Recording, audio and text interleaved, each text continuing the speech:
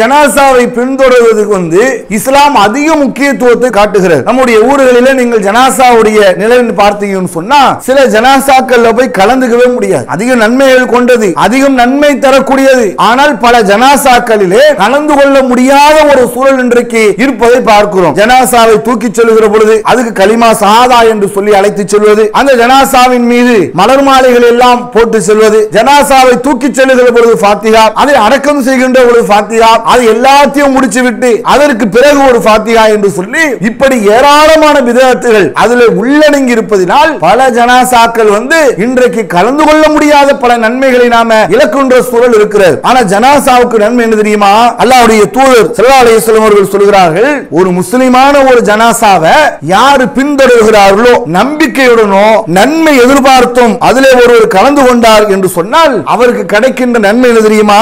அவருக்கு கூலிகள் வழங்கப்படுகிறது, 2 கீராத் அளவுக்கு நன்மைகள் வழங்கப்படுது. கண்ணியத்திற்குரிய எல்லாம் வல்ல அல்லாஹ்வின் நல்லடியார்களே, அல்லாஹ்வுடைய மார்க்கம் என்பது இந்த உலகில் வாழ்கின்ற ஒரு மனிதர்கள் தன்னுடைய வாழ்க்கையை எவ்வாறு அமைத்து கொள்ள வேண்டும், எப்படியெல்லாம் தன் வாழ்க்கையை அமைத்து கொண்டால் நாளை மறுமையிலே வெற்றி பெற முடியும் என்பதற்கான வழிகாட்டுதல்கள் இந்த உலகத்தில் முழுவதுமாக வழங்கப்பட்டு அதன் அடிப்படையிலேயே நாம் வாழ வேண்டும் என்பதற்காக ஒவ்வொரு சமுதாயத்திற்கும் இறை தூதர்கள் தேர்வு செய்யப்பட்டு அவர்களுடைய வாழ்க்கை வரலாறுகளும் பாதுகாக்கப்பட்ட நிலையிலே நமக்கு அல்லாஹ் இந்த மார்க்கத்தை தந்திருக்கின்றான். அப்படி வழங்கப்பட்டிருக்கிற இந்த மார்க்கத்திலே நாம் ஒவ்வொருவரும் எதை இறை நம்பிக்கையாக கொண்டு வாழ்கிறோம் என்றால், இந்த உலகத்திற்கு பின்னால் இறைவனால் தயார் செய்யப்பட இருக்கின்ற அந்த மறுமை வாழ்க்கையில் நாம் அனைவரும் வெற்றி பெற வேண்டும், அதற்காக இந்த உலகத்திலே பல்வேறான நன்மையான காரியங்களை நம்மால் இயன்ற அளவிற்கு அந்த நன்மையான செயல்பாடுகளில் ஈடுபட வேண்டும் என்ற நோக்கத்திலே பல நல்ல காரியங்களில் நாம் அதிகம் ஆர்வம் எடுக்கக்கூடியவர்களாக இருக்கின்றோம். அதிலே அல்லாஹ்வுடைய தூதர் ஸல்லல்லாஹு அலைஹி வஸல்லம் அவர்கள் குறிப்பிட்ட சில காரியங்களை முன்னிறுத்தி இந்த காரியங்களை ஒரு அடியார் இந்த உலகிலே செய்கின்ற பொழுது அது அவர்களை சோனத்தில் சேர்க்கக்கூடியதாக இருக்கின்றது, எந்த விதமான தடையும் இல்லாமல் அவர் சோனம் செல்லக்கூடியவராக இருக்கிறார் என்று அல்லாஹ்வுடைய தூதர் சில காரியங்களை நமக்கு சொல்லுகின்றார்கள். அதிலே ஒரு முறை அல்லாஹ்வுடைய தூதர் ஸல்லல்லாஹு அலைஹி வஸல்லம் அவர்கள் ஒரு சபையில் இருக்கின்ற பொழுது அல்லாஹ்வுடைய தூதர் கேட்குறாங்க, மன் அஸ்பஹ மின்குமுல் யௌமு சாயிமுன், இன்றைய தினம் உங்களில் யார் நோன்பு நோற்றவர் இருக்கிறார் என்று அல்லாஹ்வுடைய தூதர் கேட்குறாங்க. அப்போ எல்லாரும் அமைதியாக இருக்கின்ற அந்த சூழலிலே அபூபக்கர் ரலியல்லாஹு அவர்கள் சொல்கிறார்கள், ஆன அல்லாஹ்வுடைய தூதரே, நான் தான் இன்றைக்கு நோன்பு நோற்றிருக்கிறேன் என்று சொல்கிறார்கள். ஃபமன் தபிய மின்கும், இன்றைய தினம் உங்களில் யார் ஜனாசாவை பின்தொடர்ந்திருக்கிறார் என்று அல்லாஹ்வுடைய தூதர் கேட்கிறார்கள். எல்லோரும் மௌனமாக இருக்கிறாங்க. அப்ப அபூபக்கர் ரலியல்லாஹு அவர்கள் சொல்கிறார்கள், அல்லாஹ்வுடைய தூதரே, ஆன நான் தான் இன்றைக்கு ஜனாசாவை பின்தொடர்ந்திருக்கிறேன் என்று அபூபக்கர் ரலியல்லாஹு அவர்கள் சொல்கிறார்கள். வமன் அத்தா மின்குமுல் யௌமுல் மிஸ்கீன், இன்றைய தினம் ஏழைக்கு உணவளித்தவர் யாரேனும் உங்களில் இருக்கிறார்களா என்று அல்லாஹ்வுடைய தூதர் கேட்கிற பொழுது அப்போதும் எல்லோரும் அமைதியாக இருக்கிறாங்க. அபூபக்கர் ரலியல்லாஹு அவர்கள் சொல்கிறார்கள், அல்லாஹ்வுடைய தூதரே, நான் இன்றைக்கு ஏழைக்கு உணவளித்திருக்கிறேன் என்று சொல்றாங்க. பமன் ஆத மின்குமுல் யௌமுல் மரீல், இன்றைய தினம் யாரேனும் உங்களில் நோயாளிகளை நலம் விசாரித்துள்ளீர்களா, நலம் விசாரித்திருக்கிறீர்களா என்று அல்லாஹ்வுடைய தூதர் கேட்கிறாங்க. அப்போதும் அபூபக்கர் ரலியல்லாஹு அவர்கள் சொல்கிறார்கள், அல்லாஹ்வுடைய தூதரே, நான் இன்றைக்கு ஒரு நோயாளியை நலம் விசாரித்திருக்கிறேன் என்று கூறுகிறார்கள்.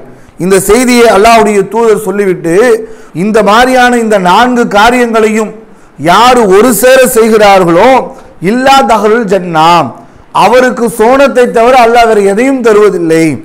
அப்ப இந்த 4 காரியம் என்பது ஒரு அடியான் சோனத்திலே செல்லக்கூடிய காரியமாக இருக்கின்றது. அப்ப இந்த காரியங்களில் இது போன்ற செயல்பாடுகள் ஒரு மனிதனுக்கு எல்லா சூழல்களிலும் அமையுமா என்று கேட்டால் எல்லா காலகட்டங்களிலும் இது அமையாது. நோன்பு வைத்திருப்பவர் ஒரு கட்டத்திலே ஜனாசாவை எதிர்பார்க்க முடியாது. ஜனாசாவை எதிர்பார்க்கக்கூடியவர் நோன்பு வைத்தவராக இருக்க மாட்டார். ஒரு நோயாளியை சந்திக்க செல்லக்கூடியவர் இந்த ஏனைய 2 விஷயங்களும் அவருக்கு அமையக்கூடிய ஒரு வாய்ப்பு அவருக்கு இருக்காது. ஒரு ஏழைக்கு உணவளித்து நாம் தினசரி உணவளித்தாலும் கூட இந்த ஏனைய 3 காரியங்களும் எல்லா சூழல்களிலும் எல்லா காலகட்டங்களிலும் நமக்கு அமையுமா என்று கேட்டால் அப்படி அமையாது.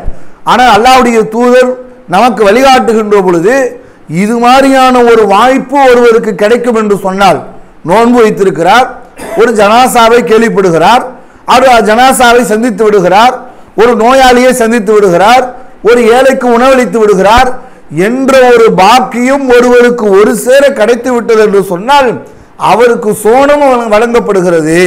சொர்க்கத்தை தவிர வேறு எதுவும் அவருக்கு பரிசாக கொடுக்கப்படல என்று அல்லாஹ்வுடைய தூதர் நமக்கு அற்புதமான ஒரு நன்மைகளில் ஒன்றாக இது நமக்கு சொல்லப்படுவதை பார்க்கிறோம். ஏன் இந்த 4 காரியங்களுக்கும் இப்படியான ஒரு முக்கியத்துவம் சொல்லப்படுகிறது?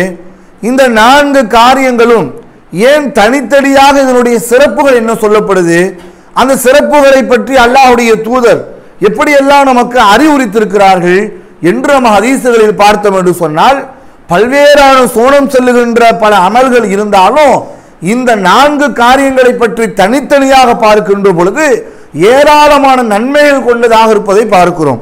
எந்த அளவிற்கு என்று சொன்னால், ஸல்லல்லாஹு அலைஹி வஸல்லம் அவர்கள் சொல்கிறார்கள், இந்த நோன்பு எனக்குரியது என்று அல்லாஹ் சொல்கிறான். இந்த நோன்பு, இந்த நோன்பாளிக்கு நன்மை வழங்குவது, இந்த நோன்பாளிகளுக்கு கூலியை வழங்குவது, இதை நான் பொறுப்பாக ஏற்றுக்கொள்கிறேன். ஏனைய காலங்களிலே அவர் ஒரு நன்மையை செய்தால் அவருக்கு 10லிருந்து 700 மடங்கு வரைக்கும் நன்மை கிடைக்கும். சலாம் சொல்றோம், 10 நன்மை கிடைக்கும். குர்ஆனை ஓதுகிறோம், ஒரு ஹர்ஃபுக்கு 10 நன்மை கிடைக்கும். அதே ரமலானுடைய மாதங்களிலே இந்த நோன்பு நோற்றவர்களுக்கான கூலியை கொடுக்கும் பொழுது நான் என்னுடைய அடியார்களுக்கு அளவில்லாத கூலியை கொடுக்கிறேன் என்று சொல்லி அல்லாஹ் பொறுப்பேற்றுக் கொள்கிறான் என்ற ஒரு பாக்கியம் ஒரு அடியான் ரமலான் அல்லாத காலங்களிலே ஒரு நோன்பு வைக்கிறார். ரமலான் அல்லாத மாதங்களிலே மாதத்தில் 3 நோன்பு, வாரங்களில் வைக்கப்படுகின்ற நோன்பு, இந்த மாதிரியான நோன்புகளை ஒரு அடியார் வைக்கின்ற பொழுது அவருக்கும் இந்த பாக்கியங்கள் கிடைக்கக்கூடியதாக இருக்கின்றது. இந்த நோன்பு ஒரு அடியான் வைக்கும் போது அவருக்கு சொல்லப்படுது, நரகத்திலிருந்து 70,000 ஆண்டுகள் அல்லாஹ் நரகத்திலிருந்து அவருடைய முகத்தை திருப்பி விடுகிறான். அப்ப நோன்பு என்பது எப்படியான ஒரு பாக்கியமிக்க நன்மைக்குரியதாகவும் இருக்கிறது என்பதை பார்க்கிறோம். அப்ப இந்த மாதிரியான ஒரு பாக்கியமிக்க உள்ள ஒரு நன்மை இந்த நோன்பில் இருக்கின்ற அந்த காலகட்டத்தில் இந்த நோன்பை வைத்துக் கொண்டு ஒரு அடியான் ஏனைய 3 காரியங்களும் செய்கின்ற பொழுது அவருக்கு இந்த நன்மை வழங்கப்படுகிறது. இன்னொன்று, இந்த நோன்பு பற்றியான சிறப்பை அல்லாஹ்வுடைய தூதர் ஸல்லல்லாஹு அலைஹி வஸல்லம் அவர்கள் சொல்லுகிற பொழுது அல்லாஹ் இந்த நோன்பாளியினுடைய இந்த வாயிலிருந்து வரக்கூடிய துர்நாற்றம் இருக்கிறதுல நமக்கு தான் அது நாற்றம். நம்ம பக்கத்தில் இருக்கிறவரை பார்த்து அவர் பேசுகிற பொழுது அல்லது அவருடைய வாயிலிருந்து வரக்கூடிய நாற்றம் நம்மளால் பொறுக்க முடியாது. ஆனால் அல்லாஹ் அதை எப்படி எதிர்பார்க்கிறான் தெரியுமா? அதை அல்லாஹ் எப்படி விரும்புகிறான் என்று சொன்னால், அல்லாஹ்வுடைய தூதர் ஸல்லல்லாஹு அலைஹி வஸல்லம் அவர்கள் சொல்கிறார்கள், மின் ரீஹில் மிஸ்க் என்று சொல்கிறார்கள். ஒரு கஸ்தூரி மணத்தை விட சிறந்தது இந்த வாசம். ஒரு மனிதனுடைய வாயிலிருந்து வரக்கூடிய அந்த துர்நாற்றம் அல்லாஹ் எப்படி பார்க்கிறானாம்? கஸ்தூரி மணத்தை விட மேலானது என்று சொல்லி பார்க்கப்படுகிறது என்ற செய்தி புகாரில நமக்கு பதிவு செய்யப்பட்டிருக்கிறார். அப்ப இது மாதிரியான இந்த நோன்பு என்பது பல நன்மைகளை பெற்றுத்தரக்கூடிய ஒன்று. அந்த ஒரு மனிதன் நோன்பு வைத்துக் கொண்டு இந்த காரியங்களை செய்கின்ற பொழுது இப்படி ஒரு சிறப்பு இருக்கிறது என்று சொல்லப்படுகிறது. அதே போன்று ஜனாசாவை பின்தொடர்வது, இந்த ஜனாசாவை பின்தொடர்வதற்கு இஸ்லாம் அதிக முக்கியத்துவத்தை காட்டுகிறது.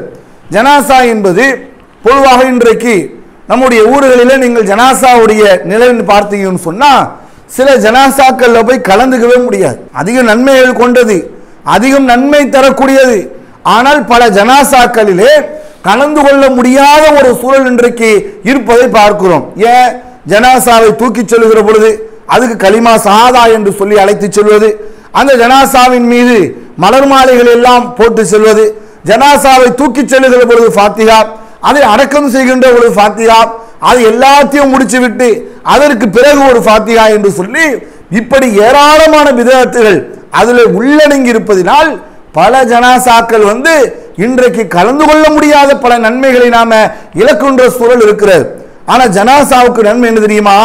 அல்லாஹ்வுடைய தூதர் ஸல்லல்லாஹு அலைஹி வஸல்லம் அவர்கள் சொல்கிறார்கள், மணி இத்தப ஜனாசா முஸ்லிமன், ஒரு முஸ்லிமான ஒரு ஜனாசாவை யாரு பின்தொடர்கிறார்களோ ஈமானும் இஹ்திசாபன், இந்த நோன்புக்குரிய நன்மை மாதிரி சொல்லப்படுது பாருங்க. நோன்பு ஒரு ஆள் வைக்கிறாரு, நன்மை எதிர்பார்த்தோம், நம்பிக்கையுடன் யார் நோன்பு நோக்கிறார்களோ அவங்க பாவங்கள் மன்னிக்கப்படும் அல்லாஹ்வுடைய தூதர் சொல்றாங்க. அதே மாதிரி இதுல சொல்லப்படுது, ஒரு ஜனாசாவில் நீங்கள் கலந்துக்கும் போது நம்பிக்கையுடனோ நன்மை எதிர்பார்த்தும் அதிலே ஒருவர் கலந்து கொண்டார் என்று சொன்னால் அவருக்கு கிடைக்கின்ற நன்மை என்ன தெரியுமா? மினல் அஜரி, அவருக்கு கூலிகள் வழங்கப்படுகிறது. கீராத்தைனி, 2 கீராத் அளவுக்கு நன்மைகள் வழங்கப்படுது. கீராத்லாம் என்ன? அதை ரசூலுல்லாஹ் விளக்குறாங்க. கீராத் என்று சொன்னால் ஒரு கீராத் என்பது உஹது மலை அளவுக்கு உள்ளது. மதீனாவில் இருக்கக்கூடிய உஹது மலை இருக்குல்ல, அந்த உஹது மலை தான் இருக்கின்ற மலையிலே நீளமான மலை, நல்ல பெரிய மலை, ஒரு நீள தொடர்ச்சியுள்ள மலை. இந்த மலையை அல்லாஹ்வுடைய தூதர் சொல்றாங்க, இது ஒரு ஜனாசாவில் கலந்துகிட்டு தொழுகை வரைக்கும் ஒருவர் இருக்கிறார் என்று சொன்னால் ஒரு கீராத் நன்மை இருக்கிறது. ஜனாசாவில் கலந்து கொண்டு அடக்கம் செய்கின்ற வரைக்கும் ஒருவர் அந்த ஜனாசாவினோடு இருக்கிறார் என்று சொன்னால் அவருக்கு 2 கீராத் நன்மைகள் வழங்கப்படுது என்று சொல்வதை பார்க்கிறோம். அப்ப ஜனாசா என்று ஒரு செய்தியை கேள்விப்பட்டால் ஜனாசாவில் கலந்து கொள்ளக்கூடிய ஒரு வாய்ப்பு இருக்கும் என்று சொன்னால் இன்றைக்கு குறைந்து கொண்டிருப்பதை நம்ம பார்க்கிறோம். ஜனாசாவை பின்தொடர்ந்து செல்லக்கூடியவர்கள் எல்லாம் எந்த மாதிரியான சூழல் இன்றைக்கு உருவாகி கொண்டிருக்கிறது சொன்னால், இன்றைக்கு ஆம்புலன்ஸ் வந்துருச்சு, பல்வேறான வசதி வாய்ப்புகள்லாம் வந்து விட்டது.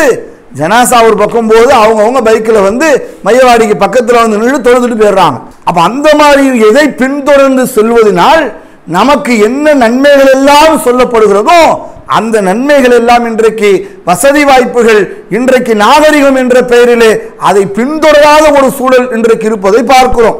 அப்ப ஜனாசாவை ஒருவர் பின்தொடர்ந்து அதில் அடக்கம் செய்கின்ற வரைக்கும் ஒருவர் அதோடு இருக்கிறார் என்று சொன்னால் அவருக்கு 2 கீராத் நன்மை கிடைக்குது. அப்ப ஜனாசா என்று சொன்னால் அதற்கு நாம முன் செல்ல வேண்டும். நாம் முன் சென்று நம்ம அந்த காரியங்களை செய்வதற்கு நம்மளை ஈடுபடுத்திக் கொள்ள வேண்டும். அது யாரேனும் ஒருவர் பார்த்துப்பாரு, அவர் அந்த காரியங்களை செஞ்சிருவான்னு சொல்லும் போது அதுல பல விதத்துகள் உருவாக்கக்கூடிய சூழல்கள் இருப்பதையும் நாம பார்க்கிறோம். அதே போன்று அல்லாஹ்வுடைய தூதர் சொல்றாங்க, ஒரு முஸ்லீம் இன்னொரு முஸ்லீமுக்கு செய்ய வேண்டிய கடமைகள் 5 விஷயங்கள் ரசூலுல்லாஹ் சொல்றாங்க. அந்த 5 கடமைகள்ல அல்லாஹ்வுடைய தூதர் குறிப்பிடும் பொழுது இத்தவையில் ஜனாசா, ஜனாசாவை நீங்கள் பின்தொடர்வது, ஜனாசாவை பின்தொடர்ந்து செல்வது ஒரு முஸ்லீம் இன்னொரு முஸ்லீமுக்கு செய்ய வேண்டிய கடமைகளில் ஒன்றாக சொல்லப்படுவதையும் நாம பார்க்கிறோம். அப்ப இது தனிப்பட்ட சிறப்புகள் வந்து இந்த ஜனாசாவிற்கு என்று சொல்லப்படுது. அதே போன்று ரசூலுல்லாஹ் அந்த 4 காரியங்களிலே இன்றைய தினம் யார் ஏழைக்கு உணவளித்தான்னு கேட்கிறாங்க. அபூபக்கர் ரலியல்லாஹு சொல்றாங்க, நான் தான் ரசூலுல்லாஹ் அன்னைக்கு உணவளித்தேன்னு சொல்றாங்க. இந்த உணவளிப்பது இருக்குதுல்ல, அதுக்கும் தனி சிறப்புகள் இருக்கு. அதுல ஏராளமான நன்மைகள் சொல்லப்படுது. எந்த மாதிரியான நன்மைகள் சொல்லப்படுது? மறுமை நாளில் ஒரு அடியான் வருகிற பொழுது, மறுமையிலே ஒரு அடியானை அல்லாஹ் விசாரிக்கின்ற பொழுது அல்லாஹ்விடத்திலே ஒரு அடியான் புலம்புவானாம், யா அல்லாஹ், ஏழைக்கு உணவளிக்க வேண்டும் என்பதை நான் தூண்டக்கூடியவனாக இல்லை. எப்படியான ஒரு சூழல் என்று பாருங்கள். மறுமையிலே அல்லாஹ்விடத்திலே ஒரு அடியான் புலம்பக்கூடியவனாக இருக்கின்ற பொழுது அவனுடைய புலம்புதல்ல நான் தொழுபவனாக இல்லை, நான் அல்லாஹ்வை நம்புவனாக இல்லை, என்னுடைய செல்வம் எனக்கு பயனளிக்கல என்று பல்வேறான நிலையில ஒரு அடியான் புலம்புகின்ற பொழுது அவனுடைய புலம்புதலில் ஒன்றாக எது இருக்கும் என்று சொன்னால், நான் ஏழைக்கு உணவளிக்க தூண்டுபவனாக நான் இருப்பதில்லை அப்படின்னு புலம்புவான். ஒரு ஆள் உணவு கொடுப்பது என்பது நன்மை, உணவை கொடுப்பதற்காக அவர் ஏவுகிறாரு, அதை தூண்டுகிறாரு, அதுவும் மறுமையில நன்மையாக பார்க்கப்படுகிறது. அல்லாஹ்வுடைய தூதர் சொல்கின்ற மற்றொரு செய்தி, பசித்தவருக்கு நீங்கள் உணவளியுங்கள், நோயாளியை நீங்கள் நலம் விசாரியுங்கள், போர் கைதியை வந்து எதிரிடமிருந்து நீங்கள் விடுவீங்கள். இந்த 3 காரியங்களும் ஒரு ஆள் செய்யணும் என்று அல்லாஹ்வுடைய தூதர் வந்து நன்மைக்கான ஒரு அளவுகோலாக இது நமக்கு சொல்லக்கூடியதையும் பார்க்கிறோம். இதெல்லாம் தனித்தனி சிறப்புகளை கொண்டதாக இருக்குது. இந்த தனி சிறப்புகள் இதற்கு இருப்பதன் காரணத்தினால்தான் இந்த 3-4 காரியங்களையும் ஒரு சேர செய்யறது யாருன்னு சொல்ல பார்க்கிறாங்க. இன்னொன்று அதுல சொல்லப்படுது, நோயாளியை நலம் விசாரிப்பது யாரு அப்படின்னு சொல்ல கேட்கிறாங்க. இந்த நோயாளியை நலம் விசாரிப்பது என்பது இஸ்லாத்தில் அதிக முக்கியத்துவம் கொடுக்கப்படுது. ஏன் அவ்வளவு முக்கியத்துவம் கொடுக்கப்படுது? இந்த உள்ளத்தில் மாற்றங்களை ஏற்படுத்தக்கூடிய ஒன்று இந்த நோயாளியை நலம் விசாரிப்பதுங்க. இன்றைக்கு நாகரிகத்தினுடைய வளர்ச்சி என்ற பெயரிலே அருகில் இருப்பவருக்கு என்ன நடக்குதுன்னு கூட தெரியாமல் இருக்கிறாங்க. சொந்த பந்தத்தில் கூட, நண்பர்கள் கூட, ஒரே குடும்பத்தில் இருப்பாங்க, அவங்களுக்கு ஒரு உடல்நிலை சரியில்லைனாலும் கூட வாட்ஸ்அப்பில் தான் விசாரிக்கிறது. அஸ்ஸலாமு அலைக்கும், ஹாய், எப்படி இருக்கீங்க, முடிஞ்சு. எப்படி போகுது பாருங்க. அதை விசாரிக்கின்ற மனநிலை கூட இன்றைக்கு இல்லை. ஆனால் ஒரு மனிதன் நோய்வாய்ப்பட்டிருக்கிறான் என்று சொன்னால் நாம் அவர் அருகில் இருந்து அவரை நலம் விசாரிக்கின்ற பொழுது அவருடைய உள்ளங்களில் கூட மாற்றங்கள் ஏற்படும். அல்லாஹ்வுடைய தூதருடைய காலகட்டங்களில் யூத மதத்தை சார்ந்த ஒரு சிறுவர் அல்லாஹ்வுடைய தூதர் விசாரிப்பதற்காண்டி, அவர் உடல்நிலை சரியில்லாமல் இருக்கிறாரு, அவரை விசாரிப்பதற்காண்டி போறாங்க. ஆனால் அதனுடைய கிடைத்த பரிசு என்ன தெரியுமா? அவருடைய உள்ளங்களில் மாற்றம் ஏற்பட்டு அவர் இஸ்லாத்தை தன் வாழ்க்கை நெறியாக ஏற்றுக்கொண்டார். அப்போ ஒரு மனுஷனை நாம் விசாரிக்கும் போது அவன் எந்த மதத்தை சார்ந்தவனாக இருக்கட்டும், எந்த நம்பிக்கை சார்ந்தவனாக இருக்கட்டும், நோயாளியா, உடல்நிலை சரியில்லையா, உடல்நிலை சரியில்லை என்று நமக்கு ஒரு தகவல் கிடைக்குதா, அவரை நாம் சந்தித்து நலம் விசாரிக்கின்ற பொழுது அதனால் கிடைக்கின்ற நன்மை என்ன தெரியுமா? அவருடைய உள்ளங்களில் மாற்றம் ஏற்படும். நம்ம எத்தனையோ பேரிடர் காலங்களில், எவ்வளவோ கஷ்டமான சூழல்களில் நாம களமிறங்கி பல பணிகளை செஞ்சிருக்கிறோம். அந்த பணிகளில் எல்லாம் போது நமக்கு கிடைத்த மிகப்பெரிய நன்மை என்ன தெரியுமா? யாரெல்லாம் விமர்சனம் பண்ணினாங்களோ, நம்மை யாரெல்லாம் விரோதி என்று சொன்னார்களோ, இவர்கள் எல்லாம் தீவிரவாதிகள் என்று சொல்லி நம்மை பற்றியான மக்களிடத்தில் பரப்பினார்களோ, அந்த மக்களை நம்மை பார்த்து சொல்கிறார்கள், முஸ்லீம் மாதிரி மனிதாபிமானம் உள்ள மனுஷன் யாரை பார்க்க முடியுமா? தண்ணியில தத்தளிக்கும் போது அவன் தான் வந்து காப்பாத்துறான், நமக்கு ஒரு கஷ்டம்னு அவன் தானங்க வந்து உணவு கொடுக்கிறான் என்று பரவலாக எல்லா சமூகமும் பேசக்கூடிய அளவுக்கு இன்றைக்கு ஒரு நிலை கருத்து பதிய வைக்கப்படுகிறது என்று சொன்னால் இதற்கு என்ன காரணம்? ஒருத்தவன் கஷ்டத்தில் இருக்கும்போது அவனுடைய கஷ்டத்தை நீங்கள் உணர்ந்து கொண்டால்தான் அவனுடைய உள்ளங்களில் இருக்கின்ற வெறுப்புணர்வு களையப்படும். அப்ப இன்றைக்கு குடும்பங்களில் இருந்தாலும் சரி, நண்பர்களாக இருந்தாலும் சரி, பல நண்பர்களுக்கு மத்தியில் பகை கூட வந்துடும், விரோதி ஆயிடுவாங்க. எங்க விரோதினா, ஒரு மாசம் காலம் நான் உடம்பு சரியில்லாம இருந்தேங்க, ஒரு வார்த்தை கேட்கல, எல்லாத்தையும் விசாரிச்சான், எல்லாம் பேசினாரு, எல்லாத்த பத்தியும் கேட்டாரு, ஒரு உடம்பு நல்லா இருக்கா, ஒரு மாத்திரை சாப்பிட்டியா, ஒரு டாக்டருக்கு போறாமா என்று ஒரு வார்த்தை விசாரிக்கல. இப்படி ஒரு மனிதன் எந்த மனநிலையில் ஒருவன் இருப்பான் என்று சொன்னால், உடல்நிலை சரியில்லாத போது தன்னை யாரேன்னு விசாரிக்க வேண்டும், தன்னை யாரே விசாரித்தால் அவர் மனம் வந்து திருப்தி ஆகுது.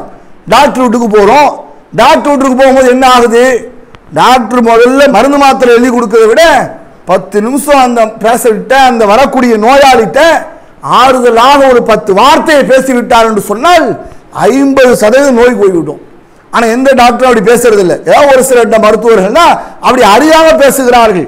அப்போ ஒரு மனிதனுடைய இயல்பான குணம் என்னன்னு கேட்டீங்கன்னா, நோய்வாயில் இருக்கக்கூடியவன், நோய்வாய்ப்பட்டிருக்கக்கூடிய ஒரு அடியான், ஒரு மனிதன், அவனை மற்றொரு அடியான் விசாரிக்கின்ற பொழுது உள்ளங்களில் மாற்றம் ஏற்படுது. அதனால் இஸ்லாம் என்ன சொல்லுது? ஒரு அடியான், ஒரு முஸ்லீம் இன்னொரு முஸ்லீமுக்கு செய்ய வேண்டிய கடமைகளில் ஒன்று நோயாளியை நலம் விசாரிப்பது. இதனுடைய தனிப்பட்ட நன்மை என்ன? அல்லாஹ்வுடைய தூதர் சொல்றாங்க, ஆயிதுல் மரில் ஃபி மஹரத்தில் ஜன்னத்தி ஹத்தா எரிஜிய. ஒரு மனிதன் நோயாளியை நலம் விசாரிக்கிறார், அவர் நலம் விசாரிச்சுட்டு திரும்புற வரைக்கும் சொர்க்கத்தினுடைய கனியை பறித்து கொண்டிருக்கிறார். எப்படியான ஒரு நன்மை என்று பாருங்கள். சொர்க்கத்தினுடைய கனியை அவர் பறித்து கொண்டிருக்கிறார் என்று சொன்னால் சொர்க்கத்திற்கான வாக்களிக்கப்பட்ட ஒரு இடம் இந்த நோயாளியை நலம் விசாரிப்பதில் இருக்கிறது. அப்ப இந்த 4 காரியங்களும் ஒரு சேர ஒரு அடியான் அமையும் என்று சொன்னால் அந்த வாய்ப்புகளை நாம தவற விடாமல் அந்த நன்மைகளை பெறுவதற்கு நம்ம என்ன செய்யணும்? முற்படுத்திக்கணும். நோன்பு வச்சிருக்கிறோம், ஒரு ஜனாசாவை கேள்விப்பட்டோமா, ஜனாசாவில் கலந்து கொள்ளணும், ஒரு ஏழைக்கு உணவளிக்கணும், அல்லது ஒரு ஏழையை 2 எத்தனை நம்மளால் முடியுமோ அவ்வளவு நபர்களுக்கு உணவளிக்கணும், ஒரு நோயாளி நலம் விசாரிக்கணும். இப்படி 4 காரியமும் செய்கின்ற பொழுது அவருக்கு அந்த செயல் சோனத்திற்கான ஒரு செயலாக அமையக்கூடியதாக இருக்கிறது. எனவே அப்படியான ஒரு பாக்கியத்தை வல்ல ரஹ்மான் நமக்கு ஏற்படுத்தி தருவான் என்று சொன்னால் அந்த வாய்ப்பையும் அந்த காலத்தையும் அந்த சூழலையும் நாம சரியாக பயன்படுத்தி கொண்டு அதன் வழியாகவும் சோனத்தை அடைகின்ற ஒரு நற்பாக்கியங்களை பெறக்கூடிய ஒரு வாய்ப்பை வல்ல ரஹ்மான் நம் அனைவருக்கும் ஏற்படுத்தி தருவானாக என்று பிரார்த்தனை செய்தவனாக என்னுடைய உரையை நிறைவு செய்து கொள்கின்றேன். வாஹிரு தாவான் அல்ஹம்துலில்லாஹி ரப்பில் ஆலமீன். அஸ்ஸலாமு அலைக்கும். அல்லாஹு அக்பர், அல்லாஹு அக்பர்.